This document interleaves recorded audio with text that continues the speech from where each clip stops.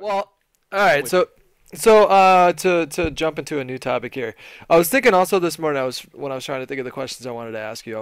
I want to like go back to the beginning a little bit. I feel like that topic's been discussed at ad nauseum for quite some time now. But I wanted to ask something like harking back to those days.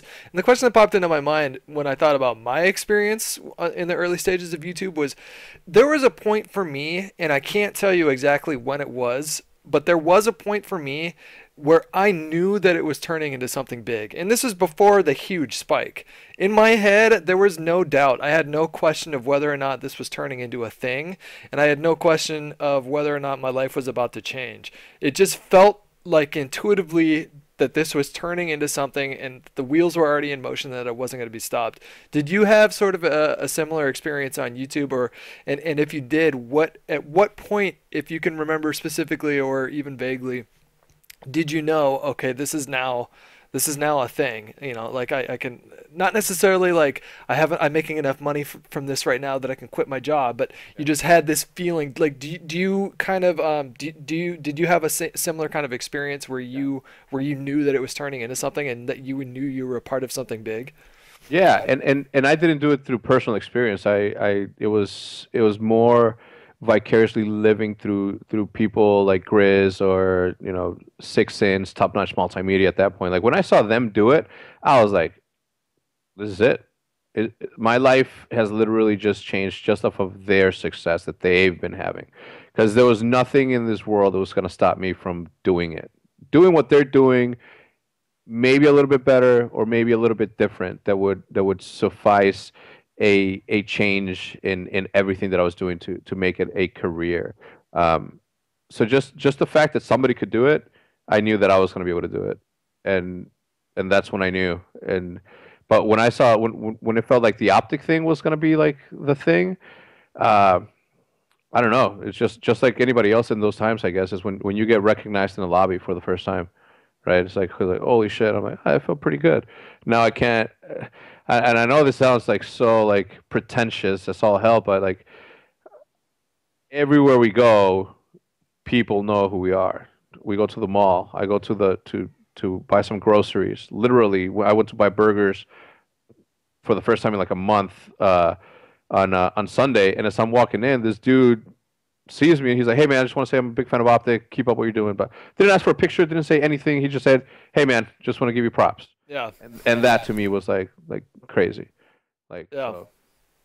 Yeah, it's not, and for me it wasn't being cocky or anything like that, because historically in my life I had never had that sort of experience before where I was that self-assured that that something really big was happening and that I was doing something really cool.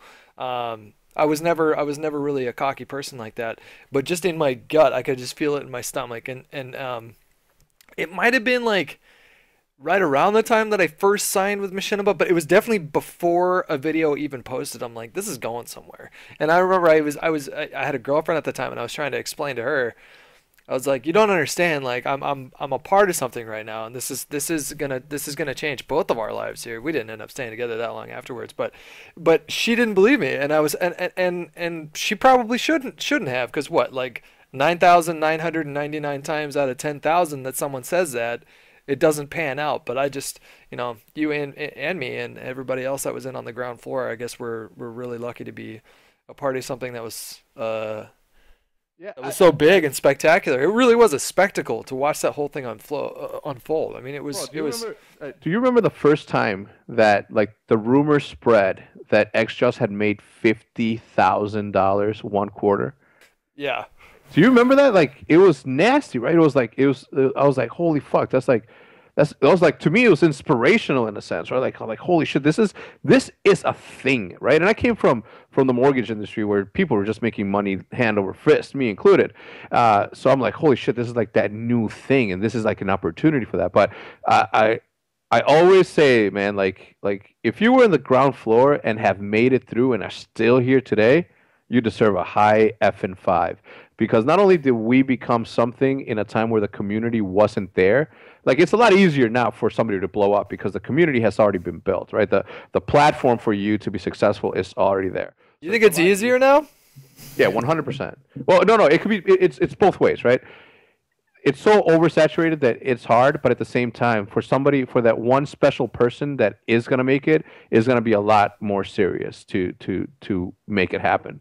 Like I remember every single point in gaming, specifically on YouTube, that changes the trend of everything. Like with commentaries, it was when CNNers put the face cam on the thing and the overlay. That first video they upload, I'm like he just changed the fucking game forever. And still to this day, people that make commentaries, you yourself fucking included, Hutch. People that make commentaries and they don't put a camera on there and speak that way, I think they're doing it wrong. Because the game was changed in 2011 when CNNers first did that. Took me a while to get on board with that, but I mean, just doing that, like OBS made it a lot easier to. But that's weird because one of the things that I think blew you up was the fact that you were never afraid to be on camera. And I remember you in your black hoodie sitting on your bed talking shit about no scoping. And not only did I agree 100% with your points, but also the fact, how you were like on camera. I was like, holy shit, like I Wait, which video was this?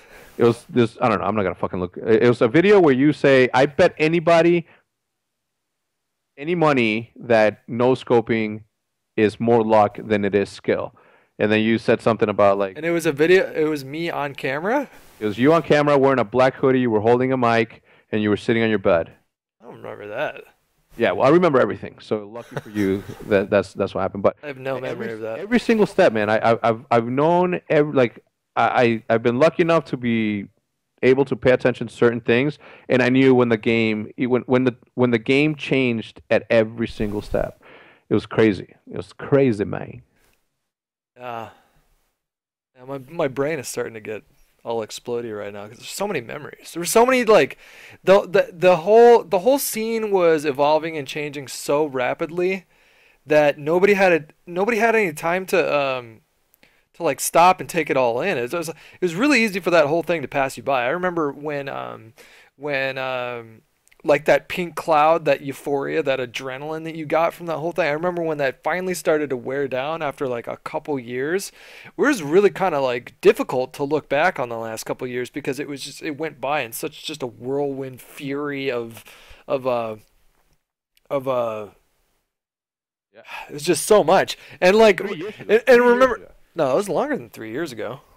It's 2015. 3 years ago was 2012. 2009 is when it all started, man. That's Yeah, what I'm no, thinking. but I'm saying like when it really took off and like the important parts, right? Like everything about it. I mean, Well, for me, my experience was a little bit different from yours, but for me, like the most important part was that 2009 to 2012 time because laid the groundwork for everything. But I can see what you mean by it becoming more of a business, like the opportunities that presented themselves around 2012, and then here we have ourselves now, and just how far it's even come since then is they're definitely huge steps. Those are two different time periods that are two really important that are really important for two really different reasons. I think, or maybe for a lot of different reasons. But it's funny you mentioned that time when the rumor was going around that XJAWS made 50K in 1 month, because my side of that and the way that I had that experience and the way that I looked at that whole thing was probably a lot different from you, because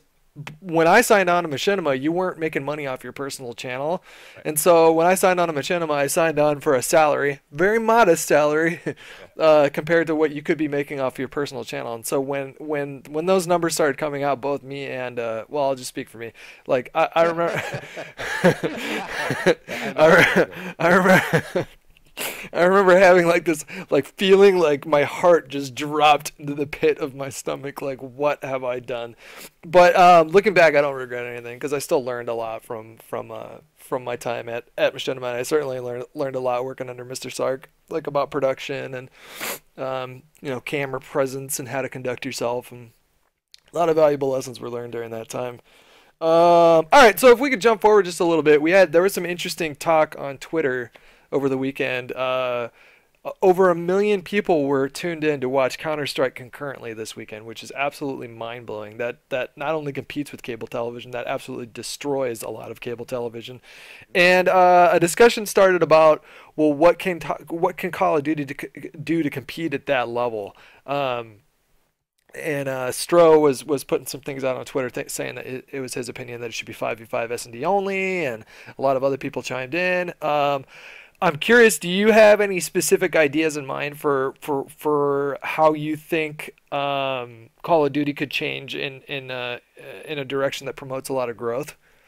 Yeah, stay the course.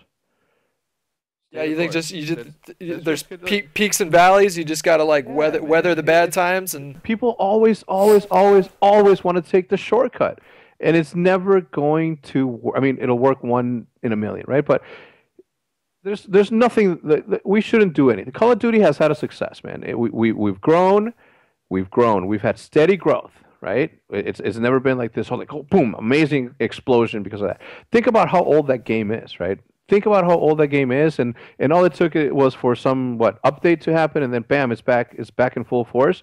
Yeah, or maybe it was lying dormant to strike at the right time, right? Like look at where esports is today. It boggles my mind that people were surprised that a game made for competitive gameplay had such a success in competitive gameplay. Not only that, but dudes, this is a global game. You can play this game in China. Can you play Call of Duty on an Xbox in China or on a PS3, 4? No. So we right there already we're comparing apples to oranges. Is it an well, FPS? I'll have you know, sir, that you can play Counter Strike Go on Xbox 360 and PlayStation 3. Can you play it against the PC No, version? I'm just it's fucking terrible on console. Okay. I'm Okay. just joking. I'm just trolling. Okay. So you know what I'm saying, right? Yeah, Because I yeah. obviously knew that you could. Okay. What I'm saying is that like apples to oranges. Is it a FPS? Absolutely. Is Are they comparable in that way? Yes. Another thing. Okay, and this goes back to like the Hasra thing and during Call of Duty 4, Hutch, what did we used to play? Oh, you're talking about pro mod times? Yeah, Pro Sim, right? We used to play a simulation of Pro Mod. Pro Mod being a modification or a modular game of Counter Strike on PC for Call of Duty 4, whatever. I brought this up when I first stepped into competitive gaming. I brought it up and I said, you know what we should do? And I've had this conversation with Hasra. I'm like, you know what we should do? We should do is assign weapons and do it the way that Pro Mod is played. That's how we should play it. Yeah. And he said way back when, no, no, man, that's not how this game is played. This game is this, that, and the other, right? So I continue to push the envelope a little bit to have a mandatory sniper, mandatory, assigned classes for assigned people, and then play the game that way. Yeah. S&D specifically, not obviously you couldn't play that on domination maybe, but you know what I'm saying, right? Weren't you working on a site that had a pro sim ladder? Yes, it was called ProFrags That's right. with a Z. Yeah. Okay. So I fought for it, right? I fought for it for like Black Ops and all the way through Black Ops 1, and that was the thing. But I get where Hasler's coming from, and before anybody thinks that I'm talking shit about Hasler, I'm not. He's one of my closest friends in this world, and I've always said it that if it wasn't in the position that we're in, we'd be the best of friends ever. So he and I have a very close relationship. We're like that. So don't think that I'm bashing him at all, because that's my dude. And obviously right now he's got Counter Strike in his system right now because of what he's trying to build there, and he's being successful at it, which is good. But I think that we don't need to mimic anybody. We're doing fine the way we are. What we need to do is stop blaming the leagues, stop blaming the game itself, and we need to start blaming ourselves for not doing more that we can do in order to make this work, right? If you're an organization and your organization is not trying to bring in an audience by being more relatable, presentable, and reachable to their audience, their core audience, their core fan base, then you should be blamed for that. Then you are the fault as to why Call of Duty is not growing any faster. There's nothing in this world at this particular moment that I want more, excluding family health and all that stuff, business wise, there's nothing more that I want right now than to have 3 more optic sized franchises within Call of Duty. Because at that point, we built something, right? The last thing I want is for me and my organization, Optic, to continue to push forward and to continue to work on this and trying to build it and build it and build it. And once it's built to a place where it's bumping shoulders, as I've said before, with the majors like League of Legends, et cetera, and then other organizations are going to jump on it, right? Oh, now is the time. Call of Duty, now is the time. be there for the growth, guys. Be there in the building process, all right? Because you're not going to be able to, because I will make sure that you are not going to be able to say, when Call of Duty gets to that point, you are not going to be able to say, I was one of the first organizations to be there. You're not. Well, I'm gonna. I don't know if you were backtracking a little bit when you said just weather the storm, but I think that they do need to change some core gameplay aspects of competitive gaming, and forcing weapon variety is